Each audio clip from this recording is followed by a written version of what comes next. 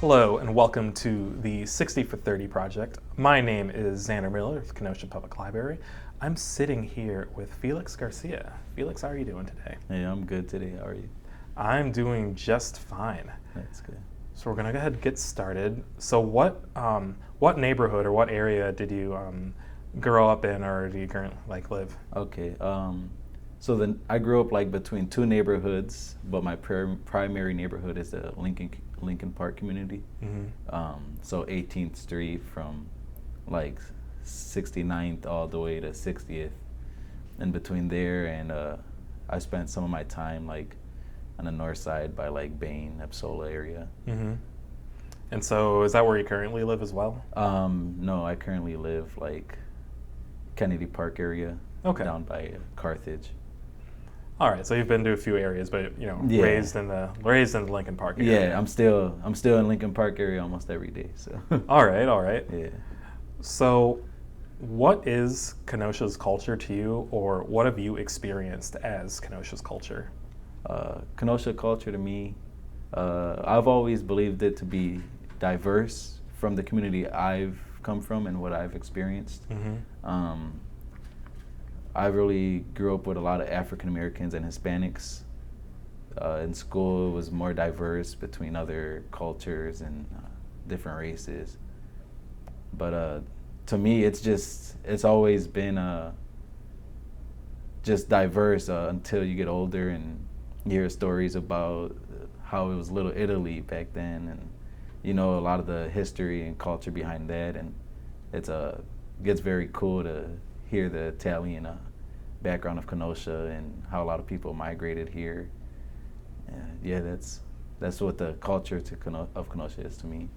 So, from where you are, you started and you were thinking, wow, it's really diverse, and then you heard, heard more about Italian culture. Can you tell me what that experience for you was like, just hearing more about Italian culture as you got older? So as I got older, going to different little spots in Kenosha, going downtown to some of the suit shops like Mike's, or going to Tenuta's, Ruffalo's, just experiencing, especially going to Tenuta's, going into the little store and experiencing that little atmosphere, the closeness, the cheese, the smell, everything. And the leadership in Kenosha, a lot of the Italians in leadership. Mm-hmm. That's when you get older and start to understand the leadership, the roles and the people in those leaderships and names. You start to understand how much of a role they play. So as you got older, did you feel like it was still diverse, or did that change as you got older then? As I got older, I believe that it was even more diverse than what I thought it was, being a child and growing up. Okay. So how has that affected your experience of yourself as Kenosha? Because you've noted it. How has that changed how you think? To me, it's always made me love Kenosha more, knowing that there's always everything here. I've always thought you go to some places in different cities and it's always little this, little that, but being in Kenosha, you can go to the north side and there'll be, blacks, whites everywhere, Mexicans. Being where I'm from, Lincoln Park area, there was more blacks and Mexicans, but it made you comfortable. It made you more comfortable with being where you were, going where you were. There's always knowing family to family, you would know a last name from the Lincoln Park neighborhood, go to the Wilson neighborhood and know last names there and get to create relationships. Mm-hmm. Or the Epsola Bain neighborhood, people following you. Being able to be comfortable whenever I did make that switch from Lincoln to Epsola neighborhood, or being comfortable knowing that, the diversity is everywhere.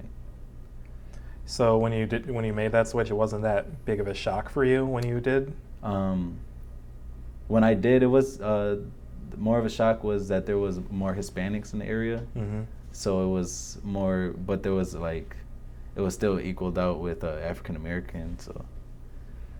Yeah. But then I made my way back to Lincoln as I got older. Then, I lived in an uptown neighborhood. I forgot to mention that, but I lived uptown for a few years as well. Okay. So uptown Lincoln Park area is where you lived, went to school, all of that? Yeah, I've lived uptown. I would consider it, to me, I consider it like Lincoln Park because I would still like walk to Lincoln Park all the time and went to Lincoln. When I made that switch up to uptown because I had moved from Lincoln to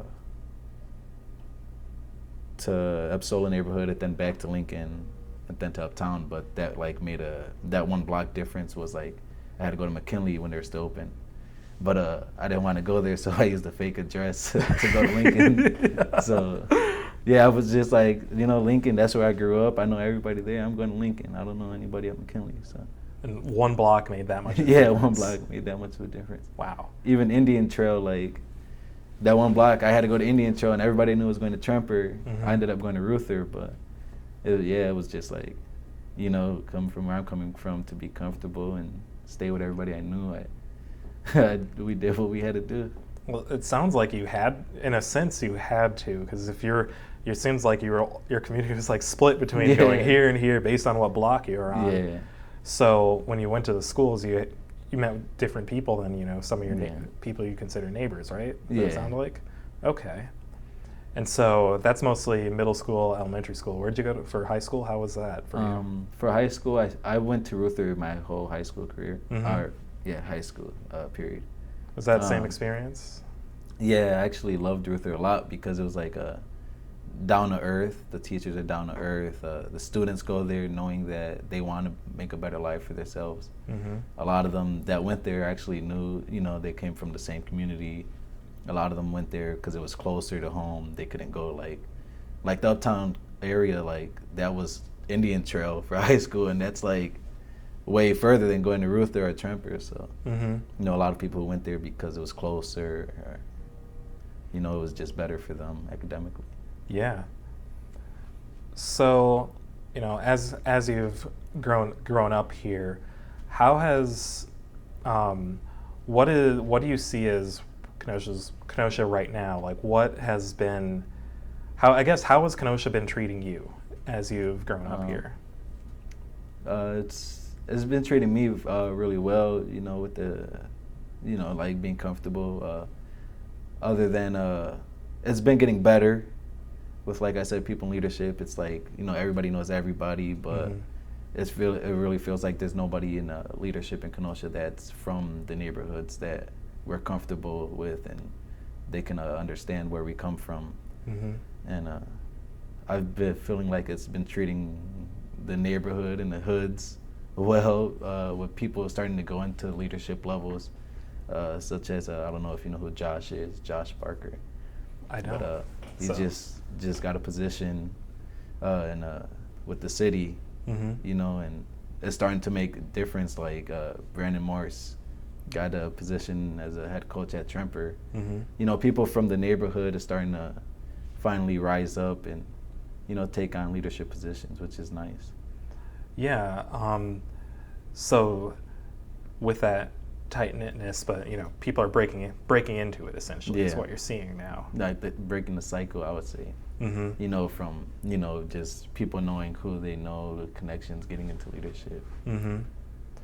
And so you said that's a change for a better, is what you think. Oh yes.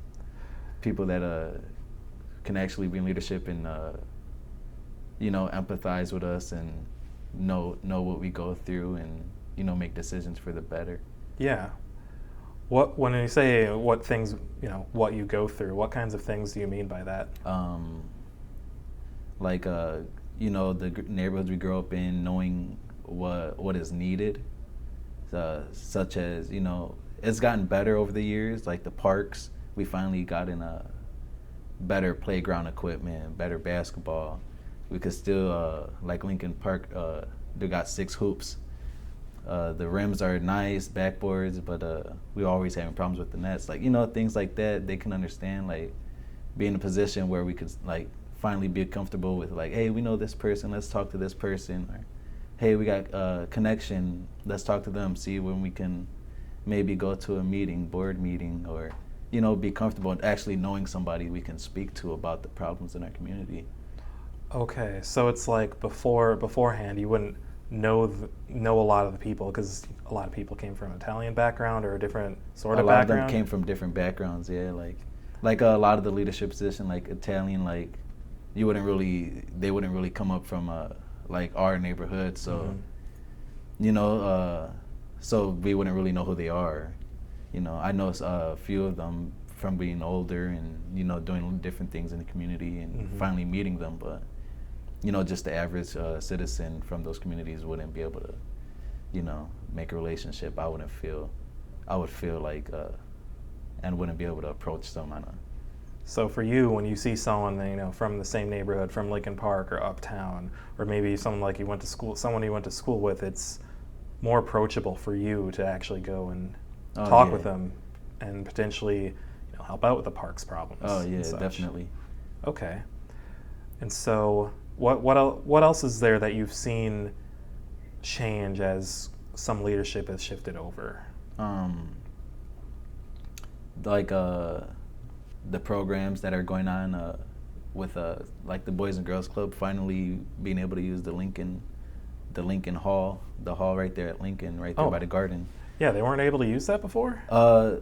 Not that they weren't able to, but that it was finally like brought into effect, I would say. Like it was always just a hall that you could rent, or there was meetings held there or voting held there. But just within the past like 3 years, the Boys and Girls Club finally opened something for kids in the community to go to, you know, and that had something to do with Felicia and Dennis Bedford. And I give them a lot of props because a lot of the kids from the community can't, you know, make their way or don't have arrangements to make their way to the Boys and Girls Club on the north side. And so that's a change that you've seen, bringing that program there instead of, you know, being stuck from people there. Finally stepping up and making their way up, being able to, you know, and even if they're not in the position, them having connections or knowing people in those positions.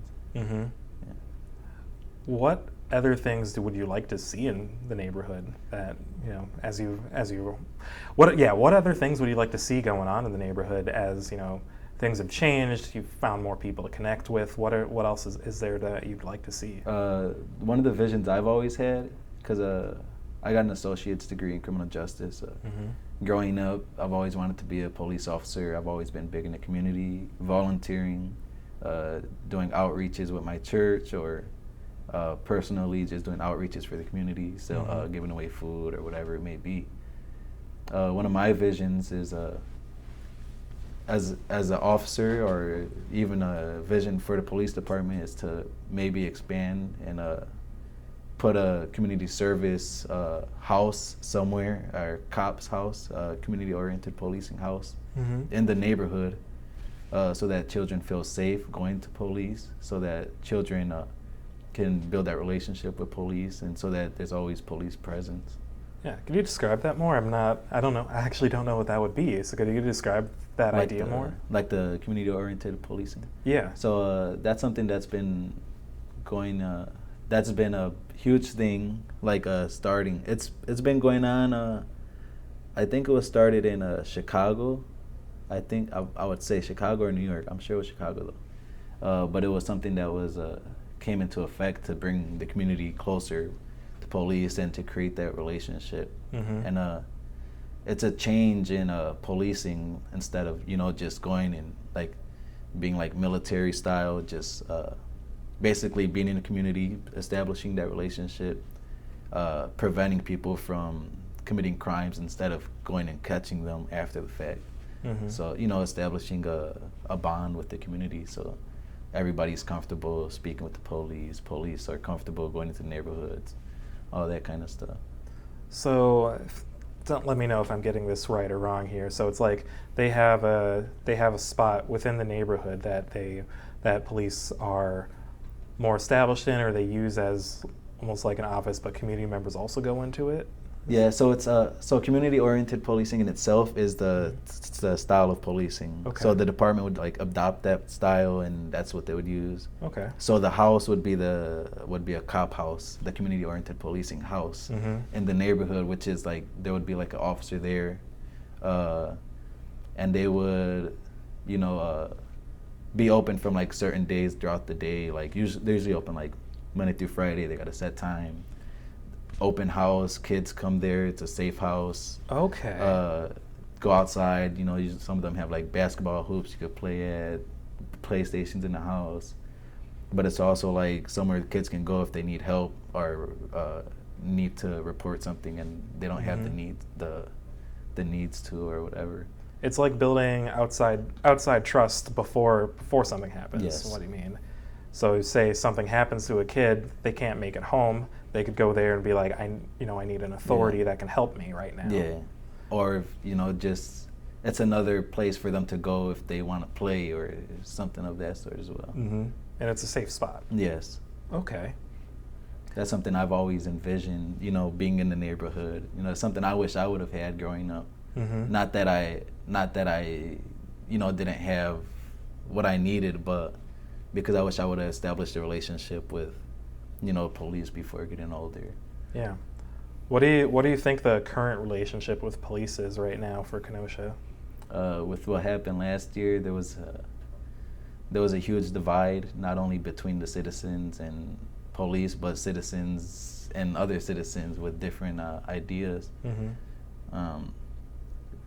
A lot of stuff died down, but there's still gonna be people with their ideology. But what I can say is, there's a lot of people are disappointed with the police department. I'm no expert, so I can't really say, I do know that, it was something hard that happened. I would have hated to be in that situation. Both, Jacob Blake, our other officer, and especially the children. That's what I feel for the most, Mm-hmm. Growing up, in the community that I did, you were always being pulled over driving, because there wasn't no really community-oriented policing at the time. Mm-hmm. So growing up, it's pull over this car. They look like, it's more like trying to catch criminals, and I wasn't really raised up in a rich family, so we didn't have the nicest cars where we just look. They would just profile and say, hey, that's a nice car, they're good. We didn't have the best cars, so we would get pulled over a lot with my father. And I've been in situations where my father have gotten pulled over and asked to step out the vehicle, and guns drawn just because of the vehicle, or and or the vehicle met a description, or my father met a description, and I would just happen to be in the vehicle when they had him walking back with his hands behind his head and guns drawn. And that when I heard what happened last year, I felt for the kids a lot. Like, what would have happened if that happened to my father? I don't know where I would be today. So that part hit home, with the children. And that's where I'm seeing your focus with the community-orienting policing, because you understood that your experience right then was, being pulled over, your dad being pulled over, Yeah. but then you're like, well, what I would want is my relationship to be more, they're here and they're meant to be helping us and protecting us, not arresting us. Yeah. That's what I'm seeing as a connection here. Is that about right? Yeah, like I'm glad I was blessed with a broad mind to be able to understand, like, they're humans just like us, but yeah, that is right. Like, the only interactions I had growing up were interactions with them not always being the best. So. Mm-hmm. Yeah, because I can imagine having guns drawn on a family member. Yeah. Not knowing what's going on, what happened. And that's it's been a couple of times where you just it's just being in the community not the best, and it's just something that you see. You probably shouldn't as a child, but it's something you do, and that is where that comes from. Establishing that relationship with the children and looking at policing from a different aspect. Mm-hmm. So we've talked about that change in policing style, and we've talked about gains in leadership with people from the neighborhood that you knew and grew up in. Yeah. What else would you like to see for Kenosha right now? Right now, I'd like to see like more community events, like more outreaches, and what they got going on uptown with God's Kitchen. I couldn't really tell you the name I don't remember the name off the top of my head, but they got God's Kitchen going on uptown, feeding people who are less fortunate and don't really have the money or the ability to go out and get food like that. Them partnering with Momo's a lot, giving out free chicken and nachos or whatever it may be. Events at the park, you know, we got like the Rotary and all that kind of stuff, but you know, like basketball. I got a basketball tournament coming up in August 15th. Last year I did a basketball tournament 3-on-3, half court. That was something that I came up with like last minute in a month's notice because I wanted everybody to come together with the Jacob Blake thing, and there was so much divide. I wanted to bring something together, give back to the community. So we raised money. I raised about $500 to get food and stuff. And it was like a $30 entry, and all the money went to the winners. But this year we were asked to help out with a school drive for school supplies. So this year we're intertwining the tournament. All the proceeds are going to go towards school supplies, and that's coming up in August 15th. So, you know, that's what I like to see in Kenosha, is more events, more giving back. Yeah. So yeah, I'm seeing that. So things like Lincoln Park Live, that basketball tournament, that seems like it's one of those things that's competition, it's friendly competition, that's going to bring people together in one spot and, you know, all just playing a game, having fun with each other. Those types of things, those community building things are kind of what you're aiming for and working for? Yes, because that's a lot of the time that's really all the children have in the community is the basketball hoop, and go get a basketball, and that's really all they have. And I'm just trying to make it, you know, competition, and also while also giving back. Yeah, it sounds like, you know, you said the Boys and Girls Club is pretty far. That it's important to be right there, right in the neighborhood, you know. So I don't think they've done it this summer yet. I don't know if it was postponed or whatever because of Corona. I haven't really been reaching out to see what was going on, but yeah, it's definitely was a big thing for the community. There was a lot of kids there. Yeah, you know, that feeling of competitive environment, even though you're, you know, that's a completely different environment than just, you know, playing with friends in some pickup or something like that, right? Yeah, and that was something I volunteered a lot there with Felicia. When Dennis Bedford, I don't know if you know who that is, he was a huge, how would you say, like a mentor with the Boys and Girls Club for many years. And when he retired, he kind of like told me to talk to Felicia from now on. So whenever I need help or want to help or whatever, and that's when she started there. So I would help there, volunteer. And there was, you know, they would play basketball. They would have Kingfish come over, teach them fundamentals of baseball, how to catch a baseball in the air or hit a ball. And yeah, it was a good thing for the community, and also teaching them skills and competitiveness, playing basketball, baseball, all that kind of stuff. Yeah, I didn't realize the Kingfish, you know, would come in and help teach that, because that's a lot of good hand-eye. Players come and help out, and yeah, it was nice. It was nice even as a volunteer to be able to just be there and you know, interact with them as well. And from there, you know, different opportunities, different networking shows up for whether kids or adults that are showing up, things like that happen? Yes.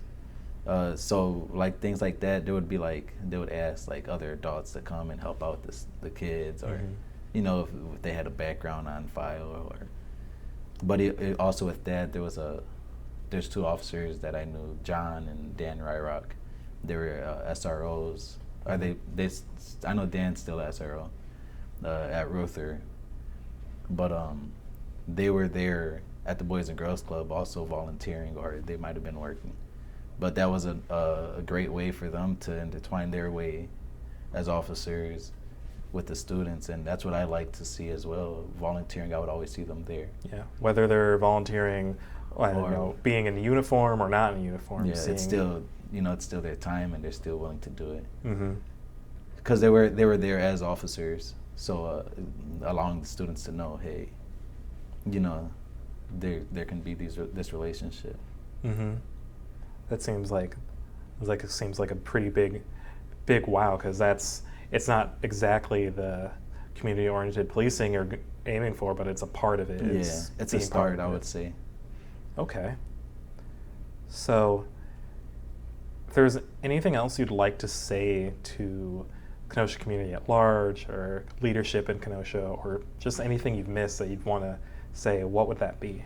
I would say is for the people from the neighborhoods such as Lincoln, Columbus, Wilson, Upsola neighborhoods, get out, give back to the community.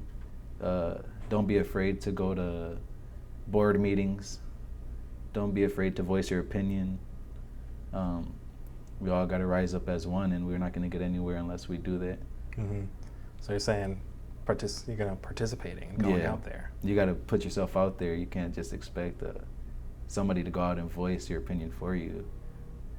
Not everybody knows what you're thinking, but we all might be thinking the same thing. Yeah, and I can see that's part of what I think it sounds like what you've been doing is getting that voice out there, getting that work done. Yeah, that's something I want to do, but the position that I'm in, I'm not. I'm just somebody volunteering in the community trying to help out. I can only do so much, in a position like that. Mm-hmm.